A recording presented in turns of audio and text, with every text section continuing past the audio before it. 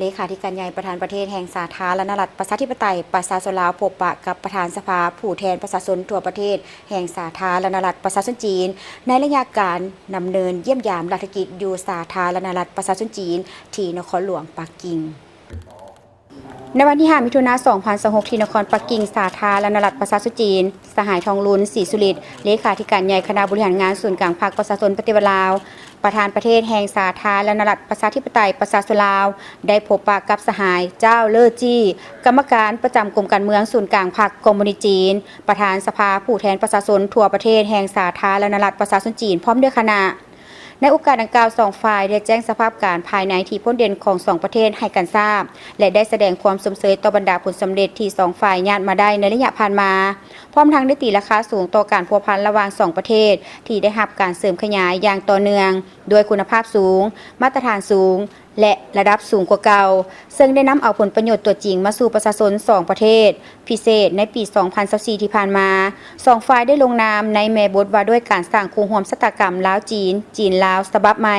อันได้กลายเป็นพื้นฐานอันใหม่ที่นักแน่นและเป็นปัจจัยส่วนหมุนที่สำคัญให้แก่การเสริมขยายสายพัวพันร่วมมือระหว่าง2ประเทศก็คือการสร้างสาพัฒนาเศรษฐกิจสังคมของชาติอย่างแท้จริงเว้ารวมเว้าเฉพาะตีราคาสูงต่อการพัวพันร่วมมือระหว่างสภาแห่งชาติลาวและสภาผู้แทนประชาชนทั่วประเทศจีนในระยะผ่านมาที่ได้รับการพัฒนาและเป็นรูปธรรมยิ่งขึ้นซึ่งสองฝ่ายได้มีการแลกเปลี่ยนการเยี่ยมยามการไปมาหาสู่กันในทุกระดับนับแต่ขั้นศูนย์กลางจนฮอดท้องถิ่นมีการแลกเปลี่ยนบทเรียนร่วมกันจัดสัมมนาและฝึกอบรมเกี่ยวกับการจัดตั้งปฏิบัติภาระบทบาทขององค์การนิติบัญญัติสืบต่อรักษาการร่วมมือปรึกษาหารือกันอย่างใกล้ชิดและสนับสนุนซึ่งกันและกันในเวทีรัฐสภาภาคพื้นและสากล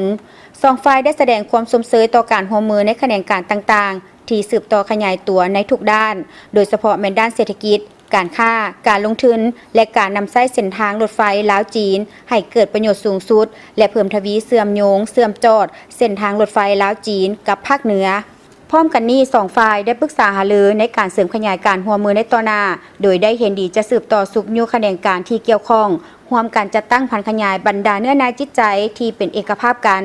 ของการนำขั้นสูงของสองประเทศให้แตกดอกออกผลและก้าวขึ้นสู่ระดับใหม่อย่างบ่หยุดยั้งโดยเฉพาะข้อตกลงว่าด้วยการร่วมมือระหว่างสภาแห่งชาติลาวและสภาผู้แทนประชาชนทั่วประเทศจีนสืบต่อเพิ่มทวีการร่วมมือในขงเขตเวียกงานป้องกันชาติป้องกันความสงบเพื่อปกปักรักษาความสงบตามชายแดนต้านการก่ออาชญากรรมข้ามชาติการซ่อโกงทรัพย์ทางโทรศัพท์การค้าขายยาเสพติดและอาชญากรรมอื่นๆพร้อมทั้งสืบต่อร่วมมือช่วยเหลือและสนับสนุนซึ่งกันและกันในเวทีภาคพื้นและสากลเพื่อภารกิจการรักษาสันติภาพมิตรภาพและการร่วมมือเพื่อการพัฒนาแบบยืนยงในโอกาสนี้สหายทองลุ้นศรีสุริตได้ต่างหน้าให้พรรคสภาแห่งชาติรัฐบาลและประชาชนลาวบัดดาเผาแสดงความขอบใจอย่างจริงใจต่อพรรครัฐบาลสภาผู้แทนประชาชนทั่วประเทศและประชาชนจีนอ้ายน้องที่ได้ให้การช่วยเหลืออย่างหลวงหลายแก่ประชาชนลาวตลอดระยะผ่านมาแสดงความสมเสยต่อผลสำเร็จของประชุมสภาที่ปรึกษาการเมืองและสภาประชาชนทั่วประเทศจีนครั้งที่4สมัยที่14ที่หาก็สำเร็จในต้นเดือนมีนาคม 2026 ที่ผ่านมาพร้อมทั้งได้ยืนยันว่าพรรคและรัฐบาลสาธารณรัฐประชาธิปไตยประชาชนลาวเวลาใดก็ยึดมั่นทัศนะอันเสมอต้นเสมอปลายของตนและให้การสนับสนุนหลักการจีนเดียวรวมทั้งสนับสนุนผลประโยชน์อันเป็นแกนกลางของสาธารณรัฐประชาชนจีนทั้งในเวทีภาคพื้นและสากลรวมทั้งให้ความสำคัญและตั้งหน้าเข้าร่วมการจัดตั้งปฏิบัติบรรดาข้อริเริ่มต่างๆของฝ่ายจีน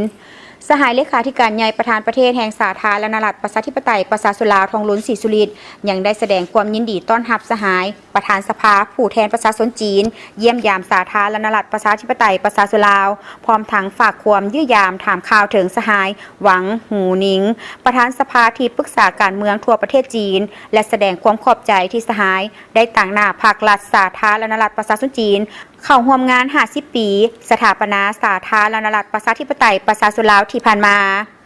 ในขณะเดียวกันสหายเจ้าเล่อจี้ก็ได้แสดงความยินดีต้อนรับอันอบอุ่น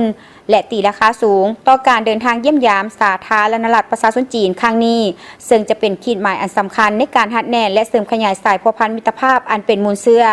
สหายประธานสภาผู้แทนประชาชนจีนยังได้ยืนยันคืนถึงการสืบต่อสนับสนุนการพัฒนาเพื่อหับประกันผลประโยชน์อันเป็นแกนกลางของลาวสหายยังได้ฝากคำยื้อยามถามข่าวและเสื้อเซินสหายไซสมพรพรหมวิหารกรรมการกรมการเมืองศูนย์กลางภาคประชาชนปฏิวัติลาวประธานสภาแห่งชาติแห่งสาธารณรัฐประชาธิปไตยประชาชนลาวมาเยี่ยมยามสาธารณรัฐประชาชนจีนในเวลาที่เหมาะสม